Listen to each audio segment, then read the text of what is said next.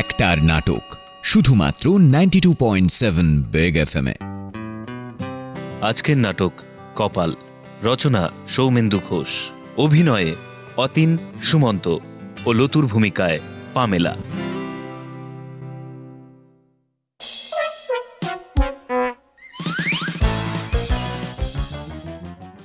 লতু, লতু, এই লতু, যাচ্ছি যাচ্ছি। কি হলো শুনবে তো? তখন তো খালি যাচ্ছি যাচ্ছি যাচ্ছি। হ্যাঁ, কি হলো কি? দূর বাবা, এই তাড়াতাড়ি করতে গিয়ে যা হবার তাই হলো। ওহ বাবারে, আরে বাবা হাতের কাজটা সেরে আসবো তো নাকি? তাই তো চিৎকার করছো কেন শুনি? কেন বুঝতে পারছো না? হ্যাঁ, তোমার ছেলে তো কিচ্ছু পারছে না। কার ছেলে? তোমার ছেলে। আচ্ছা বেশ, তা কি পারছে না শুনি? ওকে তুমি কিছুই শেখাওনি। শেখাবো না কেন? 10টা অঙ্ক দিয়েছিলাম, তার মধ্যে 6টাই ভুল। ও তুমি চাঁচামেচি করছো দেখে ও ঘাবড়ে গেছে। দোষ তোমার উপর যদি বিন্দুমাত্র ভরসা করা যায়, কোনো ব্যাপারে যদি তোমার একটু যোগ্যতা থাকে। মানে হ্যাঁ, হঠাৎ যোগ্যতার কথা কেন তুমি তুললে? সবই যদি আমাকে করতে হয়, ওই দেখো গিয়ে অন্য বাড়ির বউদের দেখো। শালা আমার কপালটাই খারাপ। এই কি? একদম গাল দেবে না বলে দিলাম রাজুর সামনে। ছি, ছি, ছি, ছি, ছি, ছি। যা বাবা, আমি আবার এই গালাগাল দিলাম কখন? কেন? তুমি বললে না ওই যে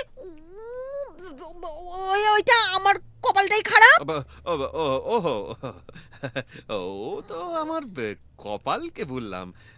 যা, আমি তো নিজে আমাকেই গালাগাল দিলাম, তাই না? তুই কেন প্যাট প্যাট করে তাকিয়ে আছিস? রাজু, যাও যাও ঘরে যাও। হ্যাঁ গো, এবারে বলো তো তোমার আবার কপালের কি হলো? কি হলো যদি বুঝতে, তাহলে আমার এই দশা হতো না, বুঝলে? দূর দূর। এই তুমি অটো তো অটো, আমাকে আর পড়াতে হবে না। তুমি না বিলকুল ডাহা আমাকে ঠকিয়েছো, বুঝলে? ঠকা? হ্যাঁ। এসব কথা একদম বলে দেবে না বলে দিচ্ছি। কেন বলবো না, কেন বলবো না? পাড়া ঘুরে দেখে এসো, ক্লাস 2 ছেলের জন্য কেউ মাস্টার রাখে? হ্যাঁ, রেখা এখন স্কুলে পড়ায়। রেখার মা তখন আমার মাকে কত করে বলেছিল। তখন যদি বুঝতুম, এখন কি আমার এই দশা হতো? হ্যাঁ, কি হলো? কি? এখানে একটা ট্যাবলেট বেশি রয়েছে কেন? তার মানে একবেলা তুমি ওষুধ খাওনি? হয়তো মানে ভুলে গেছি। ছি ছি ছি ছি ছি ছি, লিস্ট করে দিয়েছি। কাজটা কি না, দেখে দেখে পরপর ওষুধগুলো খাওয়া। একটা ট্যাবলেটই বা কম খাবে কেন? ঠিক আছে, জ্বরটা তো আমার কমে গেছে। হ্যাঁ, জ্বর কমেছে, হ্যাঁ। মেজাজ বেড়েছে, মেজাজ বেড়েছে। আমার বন্ধুদের ওই বউদের দেখো, আর তুমি বিয়ের আগে ঝুড়িকে ঝুড়ি ফুচকা নিমেষে হাওয়া হয়ে যাচ্ছে। বেশ করেছি। কোথায় লেকের চুরমুর, ভিক্টোরিয়া আলু কাবলি, আউট্রমের পাওভাজি, আর এখন 11টার জায়গায় 12টায় ভাত খেলে এই মুঠো মুঠো অ্যান্টাসিড। একটা দিন ছেলেকে নিয়ে স্কুলে গেলেই বাড়িতে এসে চিৎপটাং। দূর দূর, সমীরের মতো যদি একটা নার্সকে বিয়ে করতাম। এটা কি, এটা কি? খাবার জিনিস, খেয়ে দেখো। এটা রুটি না চামড়া? এখন তো তোমার তাই মনে হবে। 2 বছর মেলামেশার সময় কচুর লতি খেয়ে বলতে মাংসের চেয়েও ভালো লোটে মাছ। ও বাবা, এ দিয়েই তো সব ভাত খেয়ে ফেলা যায়। কিন্তু এখন তো এটা ছেড়াও যাচ্ছে না। পরশু যে মাংসটা রেঁধেছিলে মুখেই তুলতে পারলাম না। আর এই গত সপ্তাহে লাউ চিংড়িটা খেতেই পারলাম না, পুরো বাটিটা ধরে ফেলে দিতে হলো। একেবারে নুনে পোড়া। দূর দূর, অন্য বাড়ির বউদের দেখো। ওই তো অসীমের বউ। অসীম এক একদিন এক এক রকমের টিফিন নিয়ে যাচ্ছে। তুমি কি টিফিন নাও নাকি? নিলেই করে দিই। থাক থাক থাক, খুব হয়েছে। একটা রুটি করতে পারে না যে, তার আবার বড় বড় কথা। এবার দেখছি আমাকেই রান্না করতে হবে। হ্যাঁ, তাই করো। মানে চ্যালেঞ্জ করছো? হ্যাঁ। কালকেই একটা রান্নার বই আনবো। আনোগে যাও। এইভাবে চললে তো আমার না খেয়েই মরতে হবে। এর থেকে একটা কাজের মেয়েকেও যদি বিয়ে করতাম, অন্তত দুবেলা পেট পুরে খেতে পারতাম। তোমার কি হয়েছে বলো তো? তুমি তো আগে এরকম কথাবার্তা বলতে না। আগে বলতাম না, এখন বলতে হচ্ছে। তোমার এই রুক্ষ মেজাজের জন্য সম্পূর্ণ দায়ী তোমার চাকরি। কেন? কেন? আমার চাকরি আবার কি করলো? তুমি রাতের ডিউটি করা ছেড়ে দাও। খবরের কাগজের চাকরি, রাতের ডিউটি নেওয়া ছেড়ে দেবো? রাতের ডিউটিতেই তো আমার সুবিধে। আমার কি সুবিধেই না হচ্ছে। রাত 12টা পর্যন্ত চাকরি, 8 ঘন্টার মধ্যে গাড়ি করে বাড়ি পৌঁছে দিচ্ছে। অসুবিধাটা কি? হ্যাঁ, আমার খুব অসুবিধে হচ্ছে।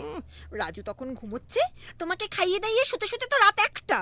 আবার সকালবেলা ছেলেকে তুলে স্কুলে দিয়ে আসা, তখন তো তুমি ভোঁস ভোঁস করে ঘুমাও। তা তার জন্য আমার রুক্ষ মেজাজ হবে কেন? তাহলে তাহলে তোমাদের অফিসের সঙ্গে ওই কেসটায় হেরে গেছো বলে তোমার মেজাজ রুক্ষ। তাই তো বলছি, কেসটার আগে তোমার সঙ্গে এই বিষয়ে একটু কনসাল্ট করতে পারলাম না। একজন উকিলকে বিয়ে করলে সেটা অন্তত সম্ভব ছিল। তা করলে পারতে তো, তাহলে আমার সঙ্গে মিশতে গিয়েছিলে কেন? ভুল ভুল, মহা ভুল করেছি। এখন তো আমি কাক, চারিদিকে সব উড়ে বেড়াচ্ছি উকিল কোকিল। দিনেশ সকাল 9টায় অফিস যায়, ওর বউ রাত থাকতে উঠে রান্না বান্না সেরে মেয়েকে নিয়ে সাঁতারে চললো। সাঁতার থেকে ফিরেই স্বামীকে খাইয়ে দাইয়ে অফিসে পাঠিয়ে দেয়। তারপরেই মেয়েকে নিয়ে চললো স্কুলে। বিকেলে গানের ক্লাস, কোনোদিন নাচের, কোনোদিন আবৃত্তির, কোনোদিন আঁকার। দিনেশ তো ফেরে সেই রাত্রে। বাজার হাট সব সব ওর বউ সামলায়। ওকে দেখো, হতে পারবে ওর মতো? দরকার নেই আমার অমন বউ হয়ে। তা হবে কেন, তা হবে কেন? এক আমায় পেয়েছো, শুধু খাটিয়ে নিচ্ছ। তোমার সারাটা দিন তো ফাঁকা, তা খাটো না, একটু খাটো। না পারলে আমায় সব বলবে, আমি সব করে দেবো। চিৎকার করবে না বলে দিলাম। বেশ করবো, চিৎকার করবো। করো করো করো, দেখি চিৎকার করো। হ্যাঁ, দিনেশের বউয়ের মতন বউ হবে? ছি ছি, তোমার কপালে ওরকম একটা জুটলেই ভালো হতো।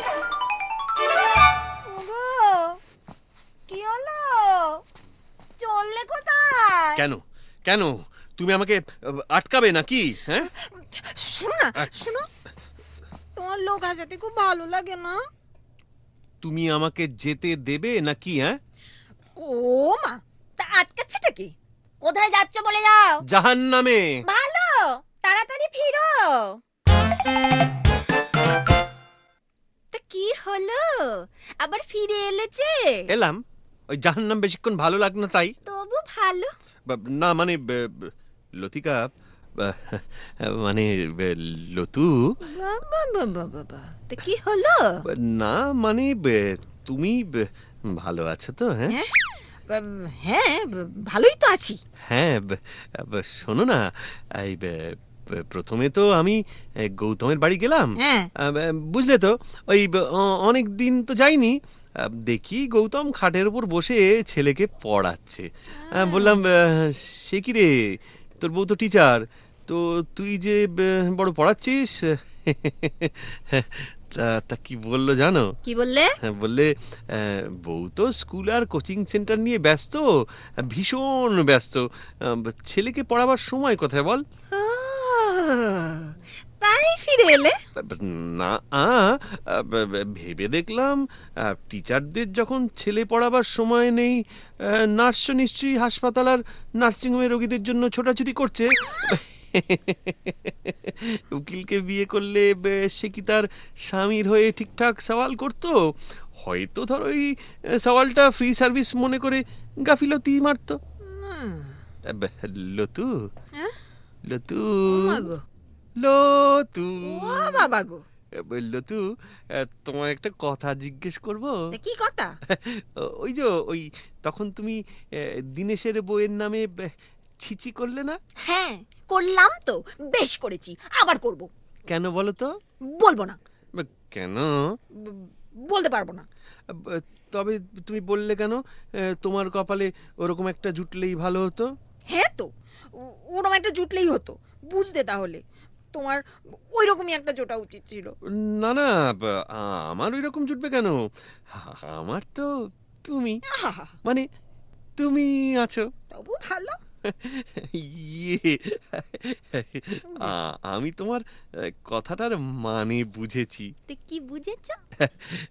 দিনেশের সঙ্গে আমার তো পথে দেখা হলো। তা ও তো প্রত্যেক সপ্তাহের মতো আজই দেশের বাড়ি চলে গেল। তা ফেরবার পথে পার্কের মধ্যে দিয়ে শর্টকাট করতে গিয়ে দেখি কি দেখলে? কি দেখলে সেটা বলো। দিনেশের বউ আর একজনের সঙ্গে হাত ধরাধরি করে ঘেঁষাঘেঁষি বসে আছে। তোমার কপালে ওই রকমই একটা জুটলে ভালো হতো। ধ্যাৎ।